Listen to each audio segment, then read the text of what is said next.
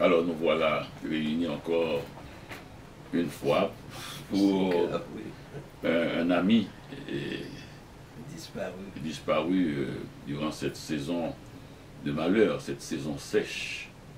L'été, c'est pas seulement la canicule, mais aussi c'est la disparition. Ça donne envie de se rappeler, je ne vais pas le dire en ce moment, ce poème de Rudebeuf, il vantait devant ma maison. Et c'est toujours étonnant la force des musiciens, des poètes, des écrivains et tous ceux qui parlent au grand public. Dès qu'ils meurent, tous les gens qui les ont connus, qui les ont lus, ont l'impression de mourir un peu eux-mêmes ou d'être un peu plus mortels qu'avant. Oui, là, j'imagine qu'on parle de Serge de Gagneur qui nous a quittés. Et comme on a parlé récemment de Jean-Claude Fignolet, et puis il y a Claude Pierre qui nous avait quittés la semaine précédente. Donc effectivement, on a l'impression qu'il y a toute une partie de Montréal et de Haïti qui disparaît. Quand on parle de Serge Gagneur qui n'est plus dans cette ville à Montréal, c'est comme s'il y a un fondamental dans la culture en fait haïtiano-québécoise qui disparaît. C'est comme ça que je le sens. Et il y a un hommage rendu à Serge de Gagneur. Et puis j'ai vu des visages qui ont, on dirait, qui ont toujours habité cette ville. J'ai vu des gens que j'avais l'impression qui n'étaient pas là, et puis qui tout de suite, et qui soudain, et au fond, rentrent encore dans le paysage. C'est vrai, avant de faire l'itinéraire biographique et bibliographique de Serge Le Gagneur, c'est vrai que c'est intéressant ce personnage. Il avait déclaré il y a quelques années, et dans les années 90, et vers 1997 d'ailleurs, au moment de la sortie de la petite anthologie, de la grande anthologie qu'on a fait avec l'ensemble de son œuvre et poétique, il avait dit « j'arrête ce métier ». Ce métier d'écrire, il n'en est jamais revenu d'ailleurs, jamais revenu là-dessus. Et c'était presque, disons, c'est son dernier livre, d'une certaine manière de parler. C'était en 1997, je crois. Oui. Et puis ce qui est intéressant, et pour saisir ce que je voulais dire, ce qui est intéressant avec Serge Le Gagneur, c'est que c'est un personnage multiple, mystérieux, solitaire et multiple. Tu l'as bien dit tout à l'heure que tu as vu des visages. Et Le Gagneur avait des entrées ou des relations avec des gens, de toutes sortes de gens, venant de différents univers. Il n'était pas uniquement le poète haïtien exilé, et l'artiste, l'homme de l'écriture, l'érudit, c'est un érudit. Il était aussi quelqu'un qui avait des relations et qui faisait des choses complètement différentes, hors de la littérature. Mais c'est drôle parce que je ne connais pas en fait d'Haïtiens qui ont divorcé de la littérature. C'est-à-dire que lui, à la fin des années 90, il disait « je ne suis plus poète ». Il ne revendique pas le statut de poète. Et puis après une œuvre, je dirais, assez abondante et assez bien accueillie. On va parler de la réception de l'œuvre de ce poète-là. Et puis... Non, quand même, son vieux maître avait fait la même chose. Son maître, c'est Magloire Saint-Aude. Oui.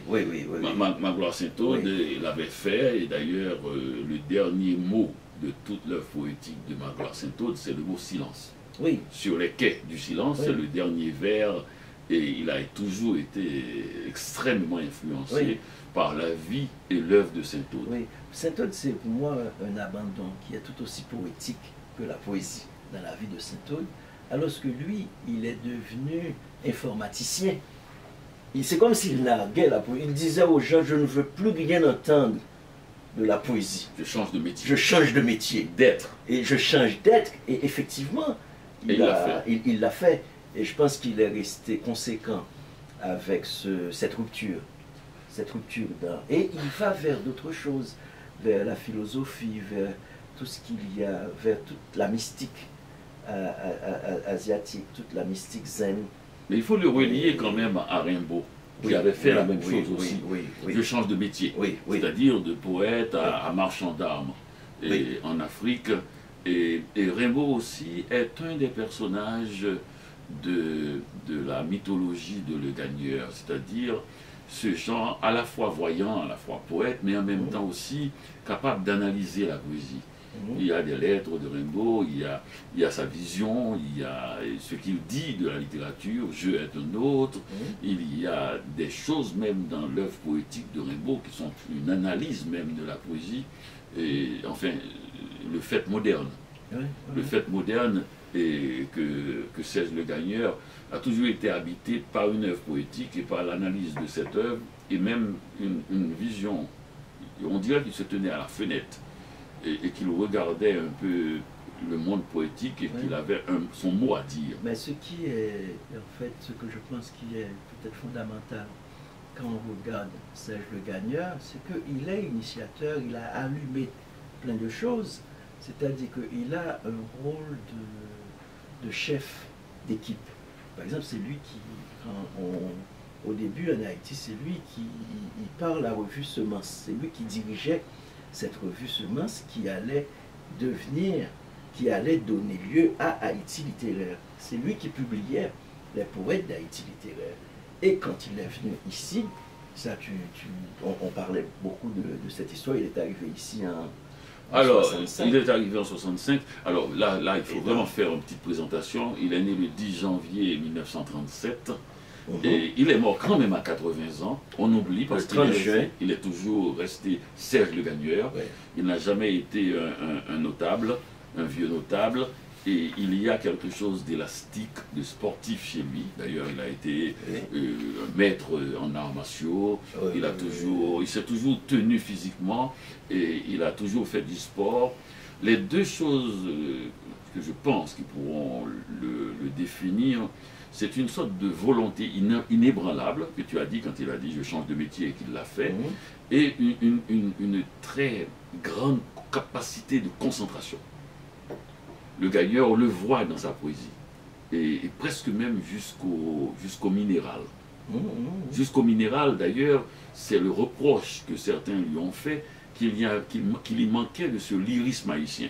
Faux, puisque tu vas nous lire là, et à Rome pour Anouchka, et on verra que ce Le Gagneur n'avait rien à...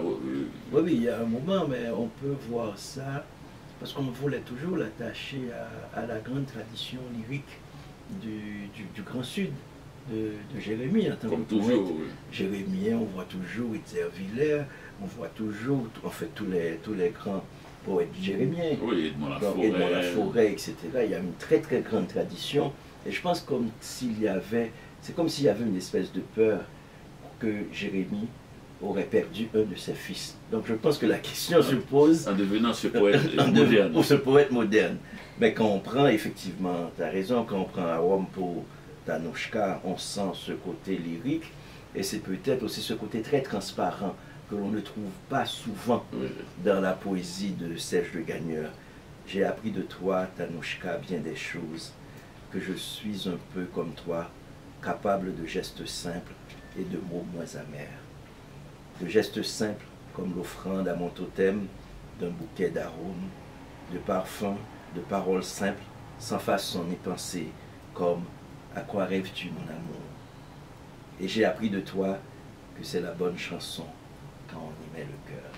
J'ai appris de toi que c'est la bonne chanson quand on y met le cœur. Donc le mot est dit, c'est-à-dire on n'aurait jamais pu penser que Serge Le Gagneur pourrait utiliser le cœur pour autre chose que pomper le sang dans le corps.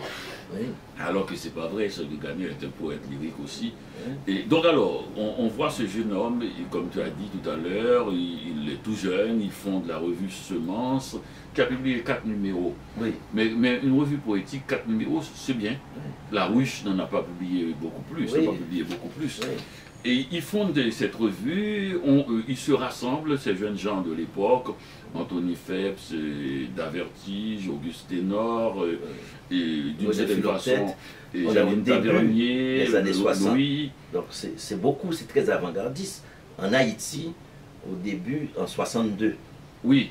Donc, Oui, mais il c'est faut dire beaucoup. aussi, il faut dire quand même que le Haïti littéraire n'a pas poussé sur un sol Oui, complètement oui, vierge. oui, oui, oui, oui. Et Edzer Villers était passé par là. Oui, oui, Quand oui, c'est Villers sûr. dit, par exemple, un peu pour fustiger ces poètes folkloriques, anecdotiques, un peu trop tropical à son goût, quand il dit, et il ne faut pas croire, enfin il dit à peu près, il ne suffit pas de planter un palmis au bout d'une méchante rime pour faire de la poésie, je crois qu'il dit déjà le manifeste de Haïti littéraire, Oui, oui, c'est bon. qui voulait un peu se retirer cela.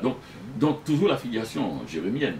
Oui. Et puis là, je pense aussi à Roland Morisseau, qui lui est décédé bien avant, mais où il avait une très très grande amitié politique qui liait Roland Morisseau à Serge Le Gagneur, où il y avait beaucoup d'échos, beaucoup de correspondances aussi, et poétique et littéraire qui nous manquent. Parce que c'était de grandes amitiés, mais de grands rêves aussi, de grands rêves d'exil, et qui rassemblaient ces jeunes hommes, s'étaient rassemblés autour d'Haïti, mais autour aussi de la poésie. Et ce qui est, dans le cas de Serge Le Gagneur, qui m'a beaucoup impressionné, ce qui m'impressionne beaucoup chez lui, c'est comment il vivait ici, à Montréal, au début des années 60, et comment sa participation à la poésie québécoise, sa contribution à la poésie québécoise est immense. On n'a pas encore évalué la contribution de Serge Le Gagneur à la poésie québécoise. Mais son premier livre, il l'a publié ici. Oui, mais un an après son arrivée. Bon, ça veut dire qu'il l'avait déjà dans sa sacoche, sa sacoche, mais quand même, il y a des choses qui montrent. Je crois que, à mon avis, hein, mon humble avis là-dessus, parce que je ne suis pas du tout un analyste de l'œuvre de Haïti littéraire, mais je crois que c'est l'individu qui est entré le plus profondément dans la culture québécoise. Oui, mais ce que tu dis là, moi, ce qui m'a fait venir avec cette hypothèse, c'est en lisant en fait sa biographie, et j'ai vu le nombre de collaborations. Premièrement, il publie d'abord chez des éditeurs québécois, tout de suite, Estérel. Ensuite, et puis dans ses livres, tu vas voir, c'est des dessins de Gérard Tremblay, toujours en fait des collaborations avec Janine Leroux. Avec quand même une réminiscence. Je trouve qu'il y a une proximité entre les dessins de Gérard Tremblay et les dessins de Davertige. Absolument. Il y a quelque chose qui ressemble. Et... Je ne sais pas si on peut le voir là. Oui. Et oui, si on peut le voir là, il y a des choses, si on connaît Davertige, il y a des choses qui ressemblent dans ces manières-là. C'est-à-dire, et ça montre, ça dit un peu ce qu'il est. Et ce qu'il est, c'est à la fois un saut à côté d'Haïti et en même temps toujours relié à Haïti.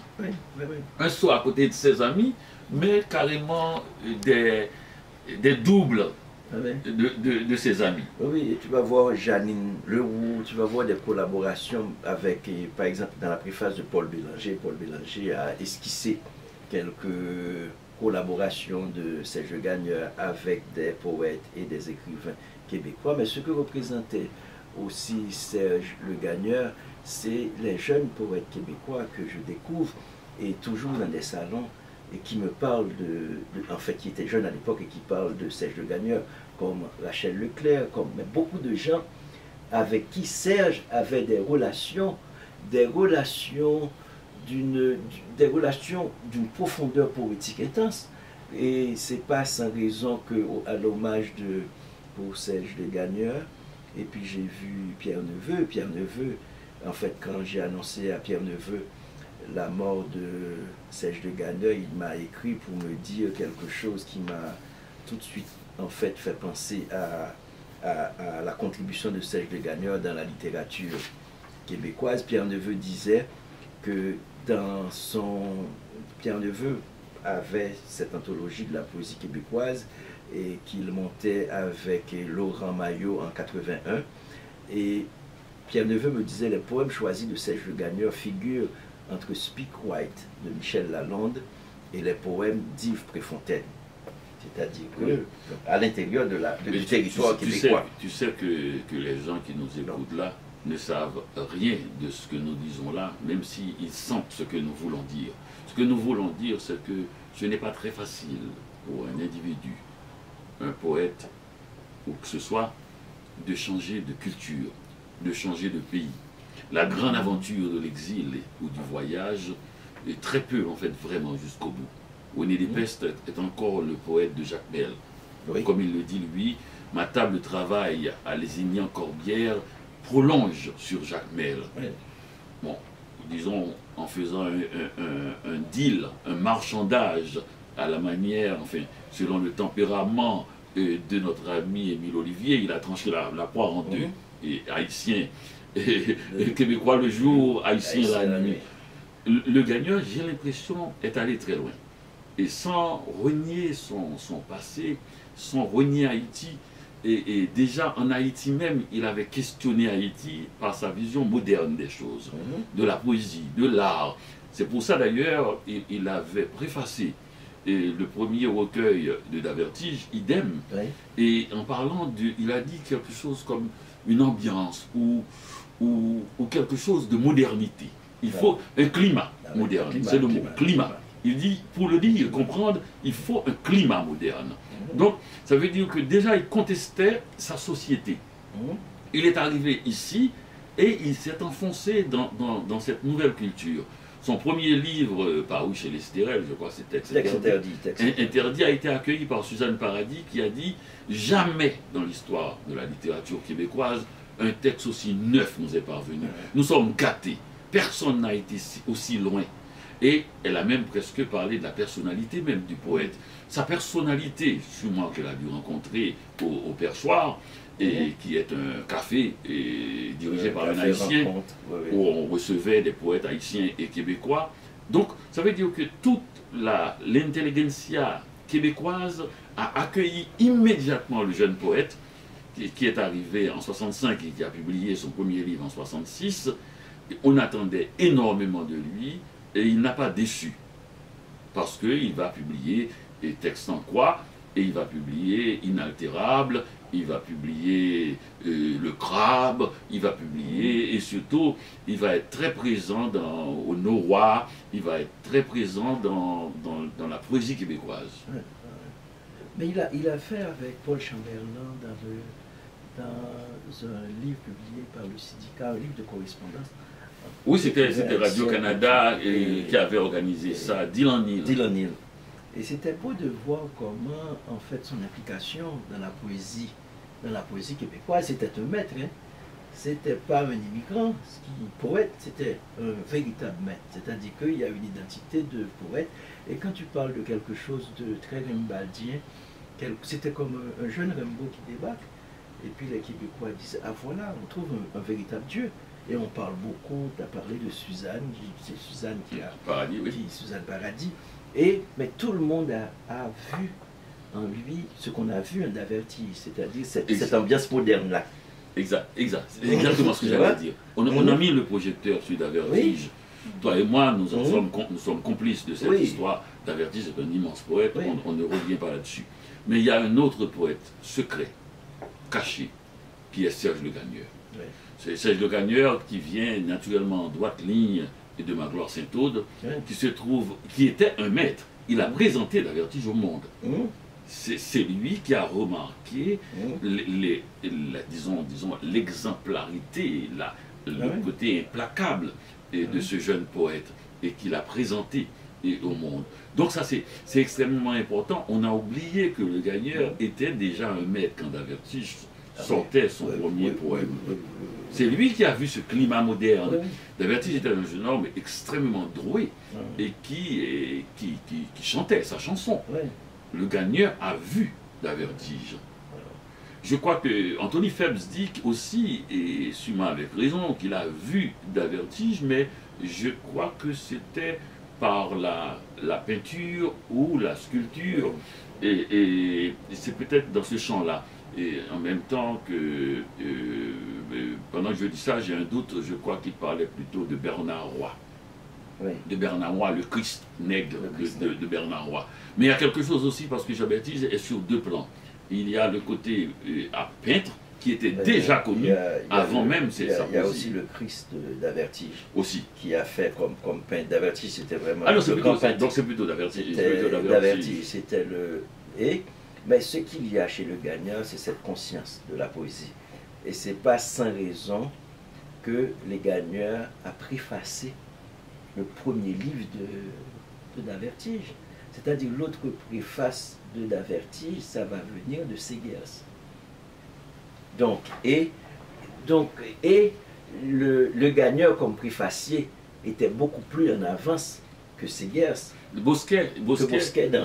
Non, mais l'affaire, c'est que tout le temps on présente d'Avertige comme une découverte de la France. La France a vu, Alain Bosquet a vu ce texte, on a fait un article dans Le Monde ou ailleurs et a salué ce jeune demi-urge et tout cela. Pas vrai. Serge Le Gagneur l'avait vu déjà et avec la même force que Alain Bosquet. Comment il s'appelle le critique? Il y a un critique qui vivait à Miami, qui est décédé. C'est lui qui avait amené le livre. C'est Gérard Confort. C'est Gérard Confort. Tout ce qu'il trouvait de brillant, de beau, de lumineux, cette ambiance moderne, parce qu'il y avait vraiment des passeurs. Et c'est Gérard Confort qui a amené. Mais on a une grande habitude de modernité en Haïti. Il faut le rappeler. Et ce n'est pas de l'ensemble des gens, ce n'est pas la grande majorité, mais des lecteurs éclairés, avisés, on en a toujours eu. Alors pour revenir à Serge Le Gagneur, et j'aime bien, juste légèrement, parce que ce point-là est très important, sa capacité de s'infiltrer dans la culture québécoise et dans la société québécoise. Alors c'était simplement pour dire que Le Gagneur ne s'est pas infiltré dans la culture québécoise. Le Gagneur, c'est un poète moderne qui a rencontré d'autres poètes modernes. Il l'aurait fait en Iran, il l'aurait fait en France, il l'aurait fait aux États-Unis, il l'aurait fait en Allemagne, il l'aurait fait au Sénégal, il l'aurait fait en Côte d'Ivoire. Partout où il va, il aurait fait la même chose, il aurait rencontré des gens qui pratiquent avec lui ce climat moderne. Donc cette conscience de la poésie, et j'ai rencontré Denise Deshôtels et qui m'a parlé de Serge Le Gagneur et qui a tout de suite souligné cette espèce de côté inaltérable dans Serge Le Gagneur, cette espèce de à la fois transparence mais quelque chose de très complexe, de très exigeant, mais de très fort, de très puissant. C'est comme si Serge Le Gagneur n'a jamais été... C'est de la voyance kimbaldienne. Donc il est venu dans la littérature québécoise avec un grand mystère et il est parti avec un grand mystère. Il y a un mystère il y a un mystère amusant haïtien chez Serge Le Gagneur. Et ce mystère, c'est la pierre. Quand j'ai rencontré Jean-Richard Laforêt, il m'a dit, Le Gagneur peut bien être un grand poète parce qu'il a une pierre. Alors la pierre, c'est une pierre que sa mère lui avait apportée d'Haïti. Une grosse pierre qu'il a gardée un peu chez lui durant tout le cours de sa vie. Cette pierre qu'il a placée derrière la porte. Pierre de Voldorg. Oui, c'est une pierre venant de la rivière, souvent, et Voldorg. Cette pierre, et c'est intéressant parce que cette modernité totale et inaltérable, comme tu dis, et en même temps aussi cette incapacité de se détacher de cette pierre qui montre aussi son côté surréaliste. Il a un côté surréaliste chez Le Gagneur. Inaltérable, exactement, inaltérable. C'est vrai que c'est un mot qui définit Serge Le Gagneur. Jusqu'à l'œil unique de ma caverne, jusqu'à cette ville, ces corbillards, ces désirs quadrillés, ces vitres qui retiennent prisonnières embuées l'image simplifiée de nos moufettes, ces barbelés, ces roues amères d'une seule chanson, nos dinosaures modernes, muets en angoisse d'acier, nos abeilles absentes et nos champs de neige. Pour toi, les toitures à chichine et les ours en peluche, ces fleurs aujourd'hui artificielles, un peu semblables à mes paroles quand ils ne m'écoutent plus, et me voilà perdu. Tanushka, Tanushka, je ne veux pas de l'or des hommes. Je ne veux pas de l'eau des hommes. La main des hommes est impure. Dis-leur, mais ne dis rien. Je te ferai sorcière, et ils t'épuiseront les pieds de baisers. Je te ferai sorcière. D'autres t'attendaient pour te reprendre, qu'il est nuit et mes prières, qui m'est mort en détail, mon cœur aussi, l'amulette de néant, mes boîtes à sous, mes boîtes à musique. J'ai même rêvé pour toi un soir d'une boîte à je ne sais plus quoi, toute petit sphinx métallique, gardien des portes et des carrefours, de toutes les contrées mises en croix d'asphalte. Nous avons. Oui.